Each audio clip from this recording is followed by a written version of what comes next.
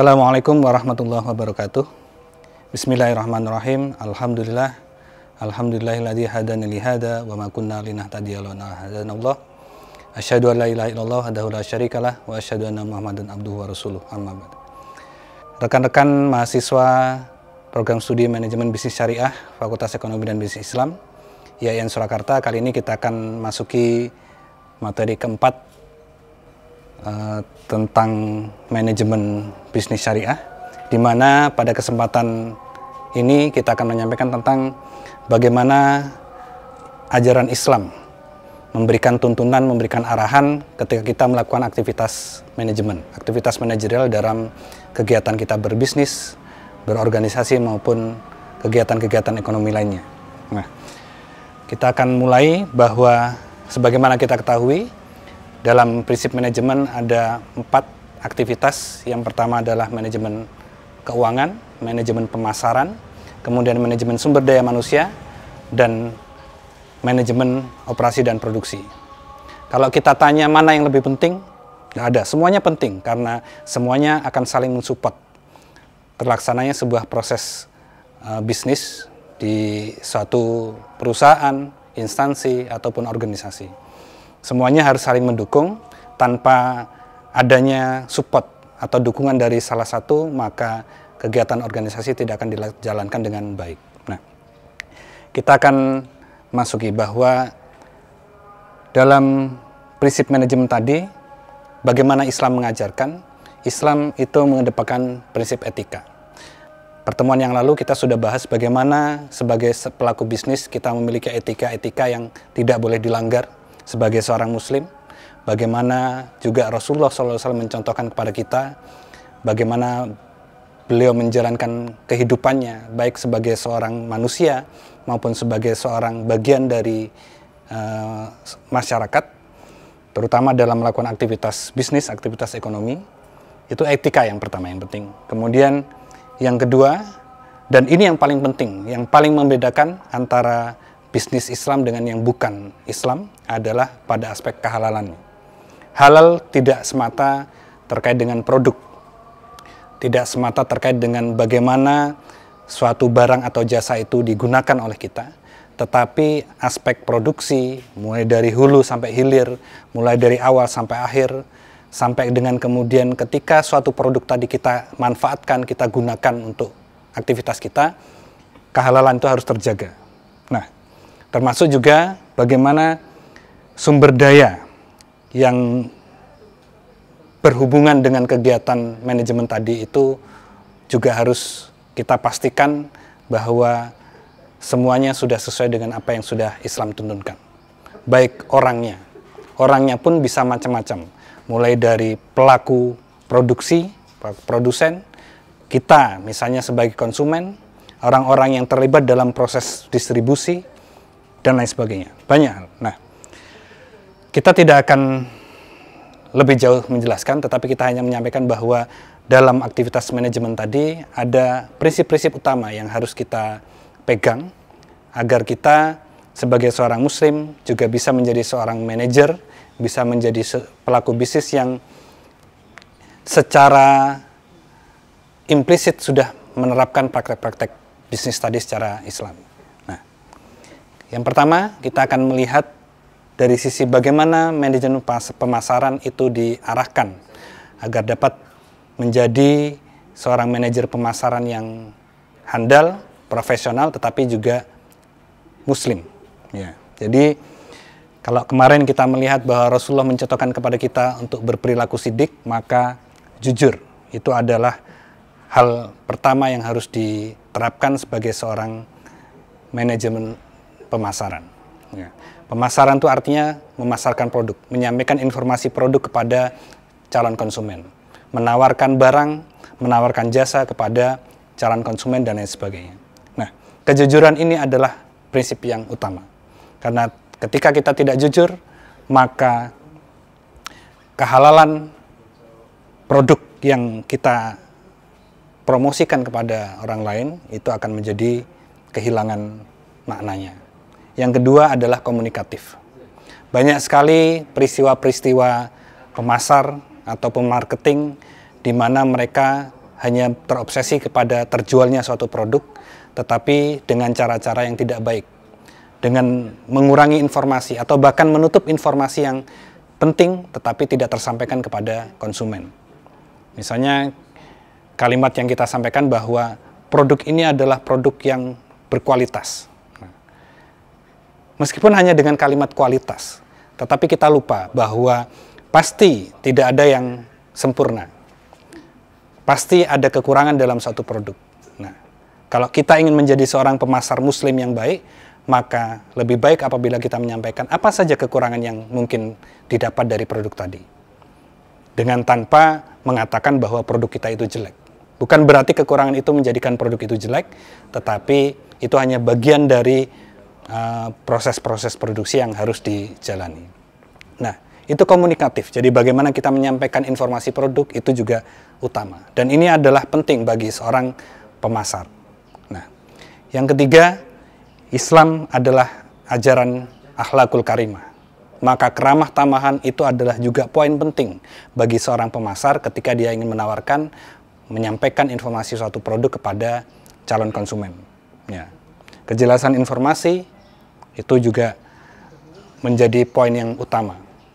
Kita sering melihat fenomena akhir-akhir ini ketika orang menyampaikan suatu produk, apalagi kalau itu melalui marketplace, melalui media yang tidak dilakukan secara tatap muka langsung antara penjual dan pembeli, kadangkala informasi itu tertutup. Informasi tidak disampaikan secara lengkap, sehingga akhirnya mengakibatkan kerugian, apakah itu kerugian di pihak konsumen, atau bahkan mungkin juga bisa kerugian terjadi di pihak produsen, dan lain sebagainya. Intinya, ada ketidakjelasan, ada gharar yang terjadi, sehingga proses transaksi menjadi tidak baik. Nah, seorang pemasar harus menjelaskan informasi produk sejelas-jelasnya, agar konsumen bisa mendapatkan informasi yang terang, bagaimana kegunaan produk, apa yang harus dihindari ketika menggunakan suatu produk, dan bagaimana menjaga agar produk tadi bisa digunakan dalam jangka waktu yang lama. Dan yang terakhir adalah pelayanan prima. Nah, ya, jadi seorang pemasar biasanya fokus pada bagaimana caranya menjual barang, bagaimana caranya barang bisa dibeli dalam jumlah yang banyak. Kita lupa bahwa ada layanan purna jual yang harus kita sampaikan. Garansi misalnya. Garansi itu Islami, karena Islam mengajarkan kepada kita tentang khiyar. Nah, kita juga lupa bahwa ketika kita sudah menjual produk, maka mungkin konsumen mengalami kesulitan menggunakan. Maka kita harus mendampingi sehingga barang yang sudah dibeli atau barang yang dimanfaatkan oleh konsumen tadi bisa secara optimal digunakan. Nah, ini bagaimana Islam mengajarkan kepada kita tentang bagaimana manajemen pemasaran dijalankan secara Islam. Kemudian yang kedua, dalam kegiatan manajemen keuangan, kalau keuangan ini tidak berhubungan langsung dengan konsumen, dengan orang, tetapi dia lebih berhubungan kepada aset perusahaan, keuangan, dan lain sebagainya, yang berhubungan dengan administrasi kekayaan. Nah, ada hal-hal yang sudah disampaikan dalam Islam. Yang pertama bahwa akuntabel. Nah, manajemen keuangan itu berhubungan dengan aset perusahaan, berhubungan dengan harta, berhubungan dengan uang, dengan modal, dengan kekayaan. Maka sebagai seorang manajer keuangan, dia harus bisa akuntabel, bertanggung jawab terhadap data-data keuangan yang dia laporkan, data-data keuangan yang dia masukkan, yang data-data keuangan yang berhubungan dengan bagaimana perkembangan suatu produk itu berpengaruh terhadap kekayaan perusahaan. Nah, kalau kita memiliki laporan keuangan yang tidak bagus, maka tentunya itu juga akan berdampak terhadap bagaimana kualitas produk dibuat, bagaimana pelayanan kepada konsumen, dan lain sebagainya. Nah, itu yang pertama, akuntabel, tanggung jawab terhadap data. Yang kedua adalah transparan. Transparan ini mudah sebenarnya, tetapi kadangkala berat untuk dilakukan. Bahwa jumlah pemasukan itu sesuai dengan fakta, pengeluaran juga sesuai dengan fakta, tetapi karena satu dan lain hal, maka proses transparansi ini tidak bisa dilakukan secara apa adanya. Nah, ini tantangan bagi seorang manajer keuangan, apalagi sebagai seorang muslim, maka kita harus jujur tadi. Perilaku jujur itu dalam bentuk menyampaikan laporan apa adanya sesuai dengan proses masuk dan proses keluar dan lain sebagainya. Nah, hal lain yang penting juga adalah bagaimana semua aktivitas keuangan tadi tercatat, ditulis dalam buku kas, dalam buku apapun bentuknya, atau kalau sekarang itu dalam konteks digital, ada aplikasi-aplikasi yang bisa digunakan untuk mencatat laporan keuangan. Itu salah satu prinsip Islami, untuk mencatat setiap aktivitas keuangan yang kita lakukan. Kalau di Al-Quran, ada ayat yang menyatakan ketika kita berhutang, maka catatlah. Catatan itu fungsinya adalah untuk meyakinkan kita bahwa telah terjadi sebuah aktivitas keuangan. Begitu juga dalam perusahaan, dalam manajemen keuangan, maka tugas mencatat ini adalah tugas yang penting. Selain itu, sebagai seorang muslim yang kebetulan menjalankan aktivitas keuangan ini tadi, maka kita harus teliti. Nol saja hilang dari catatan keuangan kita, maka itu akan berakibat kepada keseluruhan aktivitas keuangan perusahaan. Satu saja terlebih kita masukkan juga akan berdampak tidak hanya kepada angka satu saja, tetapi terhadap semua aktivitas keuangan perusahaan. Nah, sebagai seorang manajer keuangan, maka akuntabel, transparan, tercatat dan teliti ini harus dipegang teguh. Selanjutnya, ini juga yang paling utama dalam aktivitas manajemen adalah bagaimana mengelola sumber daya manusia. Ada produk, modal ada, tetapi tidak ada orang yang membuat, tidak ada orang yang menjalankan, memasarkan, itu juga nonsen. Tidak ada artinya. Maka sebagai seorang manajer SDM, kita harus tahu apa sih prinsip-prinsip Islam yang sudah diarahkan, dituntunkan kepada kita, agar bisa menjadikan kita sebagai seorang manajer SDM yang baik, dan juga bisa menerapkan prinsip-prinsip Islam dalam aktivitasnya. Yang pertama adalah bahwa pastikan orang-orang yang kita rekrut atau orang-orang yang akan menjalankan aktivitas produksi, menjalankan aktivitas perusahaan itu adalah orang-orang yang memiliki visi. Kalau dalam bahasa Islam, visi itu mungkin bisa kita turunkan menjadi yang namanya niat. Ya.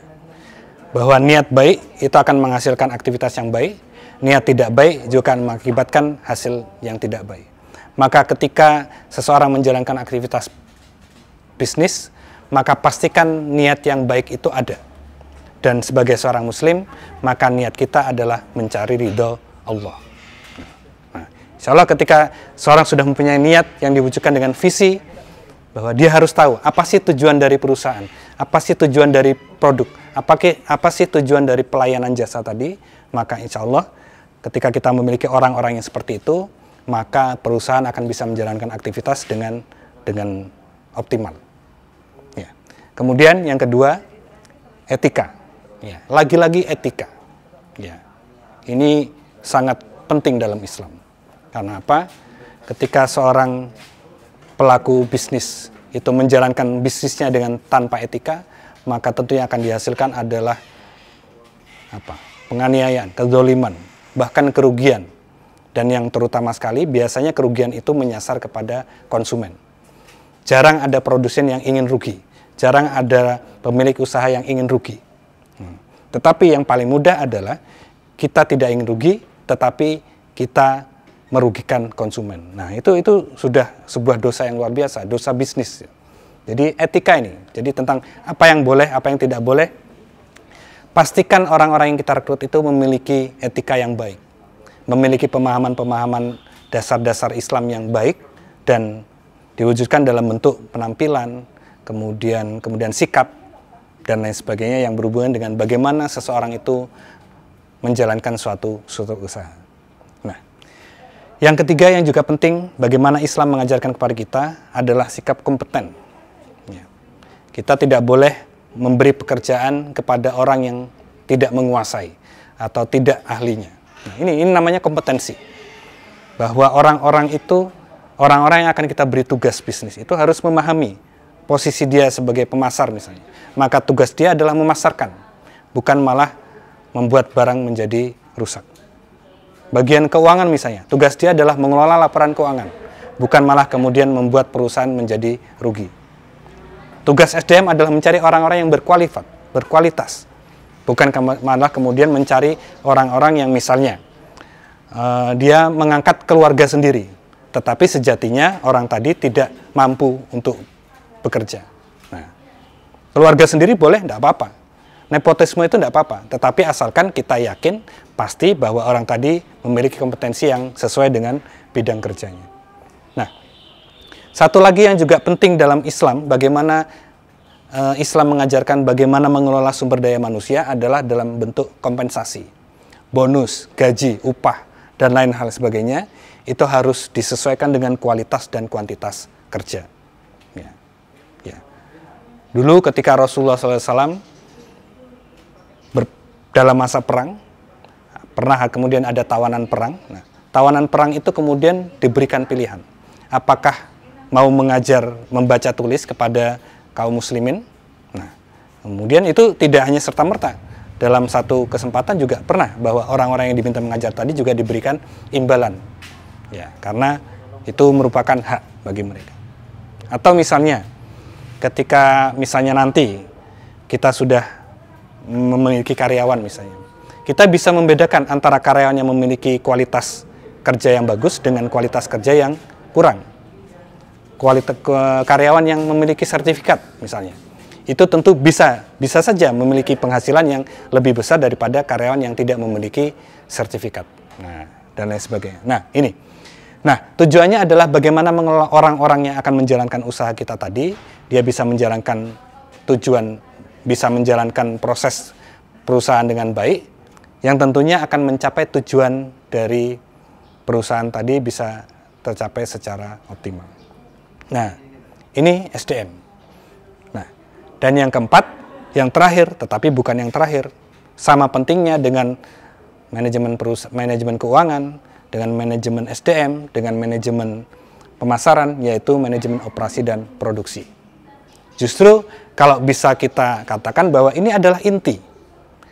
Bukan penting, tetapi inti. Semuanya penting, tetapi inti. Karena apa? Ini berhubungan dengan barang yang akan kita jadikan sebagai media bisnis ataupun layanan jasa yang akan kita berikan kepada konsumen.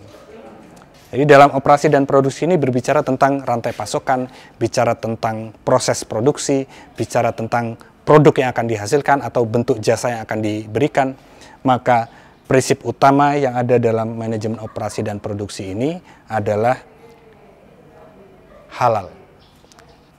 Ya, sistem jaminan halal itu sudah diterapkan oleh kita sebagai seorang pengusaha muslim, maka pastikan proses produksi dari awal sampai akhir itu halalnya terjaga. Tidak hanya dalam bahan bakunya saja, tapi bagaimana bahan baku tadi diolah, itu juga harus terjaga kehalalannya. Tidak hanya pada barangnya saja, tetapi orang-orang yang mengelola atau membuat atau memproduksi barang tadi, itu juga harus terjaga kehalalannya. Tidak selesai di situ. Proses distribusi dari perusahaan, dari pabrik, dari tempat kita membuat barang, sampai kepada konsumen, itu juga harus terjamin kehalalannya. Belum selesai. Sampai di konsumen pun, kita harus pastikan bahwa konsumen juga terjaga kehalalannya. Nah, ini manajemen operasi dan produksi. Tidak hanya pada bahan bakunya saja yang halal, tetapi bagaimana bahan baku tadi diolah menjadi bahan jadi, kemudian sampai kepada konsumen, itu harus terjaga kehalalannya. Nah, di Indonesia sekarang ada sistem jaminan halal. Sistem jaminan halal inilah menjaga bahwa suatu produk atau suatu jasa itu sudah bisa dimanfaatkan oleh konsumen muslim dan sudah diyakini, insya Allah kalau kita katakan 100% atau 99,9% itu adalah halal. Ya, harus kita pastikan halalnya. Nah, makanya kemudian ada yang namanya label halal itu bukan sekedar formalitas, bukan sekedar pemanis kemasan, tetapi itu memiliki makna bahwa barang yang sudah kita produksi tadi ataupun jasa yang kita berikan tadi itu sah secara Islam. Nah, dan juga yang tidak boleh kita lupakan adalah barang yang kita produksi tadi bermanfaat. Ya, kita tidak boleh memproduksi suatu barang yang itu tidak memiliki manfaat. Apa misalnya? Ya, ini pengalaman saya pribadi. Saya pernah membeli barang itu saya pernah melihat kok ternyata harganya murah sekali. Katakanlah kalau barang yang biasa, normal, standar, itu harganya 100.000. Tetapi kok saya menemukan barang itu harganya cuma 10.000. Nah, penasaran saya kemudian beli. Nah, begitu dibeli, mirip sih. Produknya mirip dengan yang harganya 100.000, tetapi begitu sekali digunakan, sudah rusak. Nah, ini contoh barang itu berarti tidak bermanfaat. Apalagi sekarang sedang tren ini, ada barang KW. KW itu barang yang dibuat seperti aslinya, tetapi dengan kualitas barang yang bahkan mungkin jauh lebih tidak baik, jauh lebih jelek daripada barang aslinya. Nah, ini harus kita pegang bahwa kebermanfaatan produk itu juga harus kita pastikan ketika kita akan memproduksi barang, akan membuat suatu usaha, bahwa barang tadi itu betul-betul bermanfaat, bukan hanya sekedar mencari untung, bukan hanya sekedar agar barang kita laku, tetapi dia yang jelas tidak merugikan orang lain. Dan juga prosesnya baik. Nah, ini tadi sudah saya sampaikan di awal, proses dari awal sampai akhir itu juga berpengaruh terhadap halal atau tidaknya suatu produk, barang ataupun jasa yang kita tawarkan kepada orang lain. Nah, baik, kita sampai pada akhir. Maka ini adalah 12 kriteria sistem jaminan halal. Ya, yang ini mencakup 4 aktivitas manajemen tadi, mulai dari SDM, mulai dari keuangan, kemudian pemasaran, dan yang terakhir adalah produksi, produk operasinya. Maka ini ada mulai dari kebijakan halal. Nah, setiap perusahaan ketika kita akan membuat usaha pastikan ada kebijakan halalnya. Apalagi seorang muslim wajib ini, tidak boleh tidak. Kemudian sampai tim manajemen dan seterusnya, sampai produk, sampai proses dan seterusnya, sampai kemudian manajemen review. Nah, dengan ini maka semoga aktivitas manajemen yang kita lakukan nanti pada waktunya dapat berjalan sesuai dengan tujuan perusahaan, dan yang paling penting adalah mendapatkan ridho dari Allah Subhanahu wa Ta'ala. Dan kita akan mendapatkan berkah di dalamnya, berkah produk, keuntungan dari produk, dan juga kebermanfaatan bagi pengguna konsumen kita. Demikian mungkin materi yang bisa saya sampaikan, kurang lebihnya mohon maaf. Hadanallahu wa iyyakum ajmain. Wassalamualaikum warahmatullahi wabarakatuh.